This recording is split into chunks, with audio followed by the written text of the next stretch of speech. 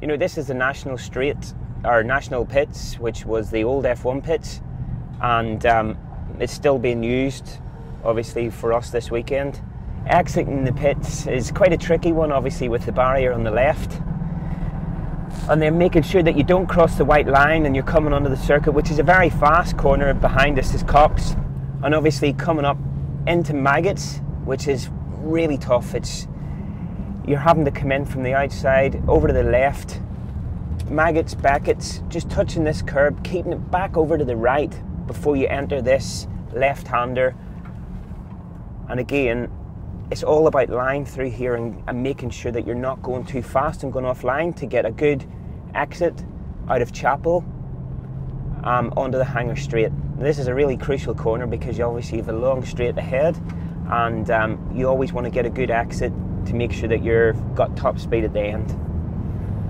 And again, remembering the gear shifts, you're always wanting to listen the car, listen the engine, listen the gear shifts, and knowing your change point to know whether you're on a good lap, or especially in qualifying, to know whether to continue to push. Braking in a straight line, down into 5th, down into 4th, keeping that apex, fighting with the car to get it in, and then getting on the gas gently so you're not too much exit curb but enough to carry the speed. Back over to the right, straighten the car up, and then you're straight into a brake zone for Veal. Very slow corner, braking the car down, right down into 2nd gear. Not getting carried away over to the right, stay to the left, into club, exiting club. Try not to brake traction, a very difficult corner because it's off camber. You're carrying the speed through onto the new pit straight, and yeah, staying off the curbs as much as you can because you can get penalised. New pit straight up to Abbey, turning in over the bumps, very fast corner again, and keeping it over to the right. Now this is difficult because you're trying to fight with the car to keep it to the left, and you're going in through Farm Curve and into Village. Braking over in the left hand side, very slow corner, down to 2nd, clipping that apex and getting it over to the loop, which is this left-hander. Now this is a really slow corner.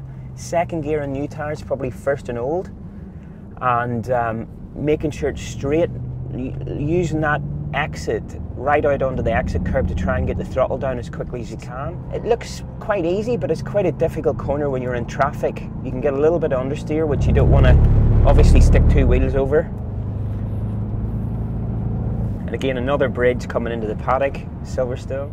Not many reference points, so you have to pick your braking point, and it's really important that you get the car slowed down and carry the entry, and then the corner tightens up, touching the apex, straight into Luffield. Now this is one of the most trickiest corners on the track because there's so many different lines and it's like a hairpin, but it's quite long, so you have to make sure you get it V'd off, and that you get good corner exit. Coming on to 3 Woodcote. Now we're coming down to one of the fastest corners on the track, which is Copse. Braking, it could be in 5th, it could be in 4th, depending on the grip levels of the day. Touching the apex, letting it run out, and again, you don't want to stick 4 wheels over this white line or you'll get penalised, but very fast corner, very rewarding when you get it right. Obviously Silverstone it's one of the greatest, if not the greatest, tracks in the world, and you know, everyone loves coming here because it's a home of motor racing for the world, I believe, never mind Britain. But you know, it's got so many fast corners, long straights. It's such an exhilarating feeling for any driver to come here and drive because the corners all interlink. You've got a few slow corners, but the fast stuff, it's just, there's nowhere else like it in the world. To come here and race at Silverstone with a Bentley is just an amazing feeling. It's a privilege to be here with Bentley and taking the challenge of trying to win again this year. You know, last year was great, our home race, and to be honest, this is my home circuit. I only live half an hour away, and I've been here for a number of years instructing, and the circuit has always been very good to me, so hopefully it'll be good to me this weekend again.